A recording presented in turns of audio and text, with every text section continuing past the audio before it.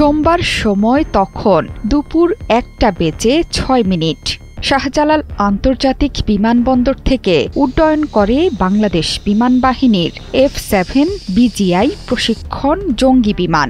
আন্তঃবাহিনী গণসংযোগ অধিদপ্তর ISPR এর তথ্যমতে উড্ডয়নের পরপরই এটি ভেঙে পড়ে উত্তরার মাইলস্টোন কলেজের একটি ভবনের ওপর।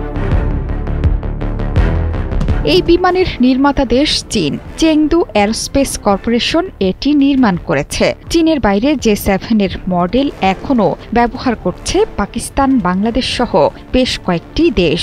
বাংলাদেশে এটি F-7 নামেও পরিচিত। 1964 সালের মার্চে চীনের শেন ইয়াং এয়ারক্রাফট ফ্যাক্টরিতে শুরু হয়েছিল চীনের তৃতীয় প্রজন্মের J-7 যুদ্ধ বিমানের উৎপাদন। ওয়ালটন টেলিভিশন মাত্র 25,490 টাকায় পাচ্ছেন গুগল টিভি। এরপর তৈরি হয়েছে J-7 এর অসংখ্য মডেল, বিক্রি হয়েছে বহু দেশে। চেংদু J-7 রাশিয়ার MiG-21 এর লাইসেন্সড সংস্করণ। রুশ কারিগরি সহায়তায় চীনে প্রথম তৈরি হয় এই যুদ্ধবিমান। 2013 সালে বন্ধ হয়ে যায় এই সিরিজের যুদ্ধবিমানের উৎপাদন। এরপরও বিভিন্ন দেশের বিমান বাহিনীতে এখনও সক্রিয় ভূমিকা রাখছে J-7 সিরিজের যুদ্ধবিমানগুলো।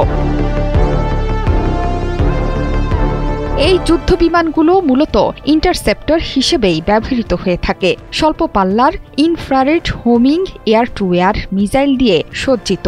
মূলত স্বল্প পাল্লার এয়ার টু এয়ার যুদ্ধের জন্য নকশা করা হয়েছে এই যুদ্ধবিমান। বিমানটি আকাশ থেকে ভূমিতে আক্রমণের জন্যও ব্যবহৃত হয়। বাংলাদেশ বিমান বাহিনীর কাছে বর্তমানে 30-এর বেশি F-7 BGI মডেলের বিমান আছে। এগুলোই চেংদু J-7 বিমানের রফতানি সংস্করণ। বিশেষভাবে বাংলাদেশের জন্য নকশা করা হয়েছে। সাধারণত F-7 যুদ্ধবিমানগুলোকে ইন্টারসেপ্টর এবং গ্রাউন্ড অ্যাটাক রোলেই ব্যবহার করা হয়। সোভিয়েত রাশিয়ার MiG-21 যুদ্ধবিমানের মতো সিঙ্গেল ইঞ্জিনের হালকা এই যুদ্ধবিমানগুলো। সামরিক কয়েকটি ওয়েবসাইটের তথ্য বলছে বাংলাদেশ বিমান বাহিনী বহরে 50-এর কাছাকাছি বিভিন্ন ধরনের বিমান রয়েছে। এর মধ্যে চীনের নির্মিত F-7 36টি আর রাশিয়ার তৈরি 8টি MiG-29ও আছে বিমান বাহিনীর বহরে। এছাড়া চীনের FT-7 প্রশিক্ষণ যুদ্ধবিমান, যুক্তরাষ্ট্রের লকহিডের 2টি সিরিজের কৌশলগত পরিবহন বিমানও আছে এই বাহিনীতে। বাংলাদেশ বিমান বাহিনী রাশিয়া, ফ্রান্স, ইতালি, চেকোস্লোভাকিয়া থেকে কেনা কিছু প্রশিক্ষণ বিমান ও হেলিকপ্টারও ব্যবহার করে। জোহরা চৌধুরী সেতু, 71।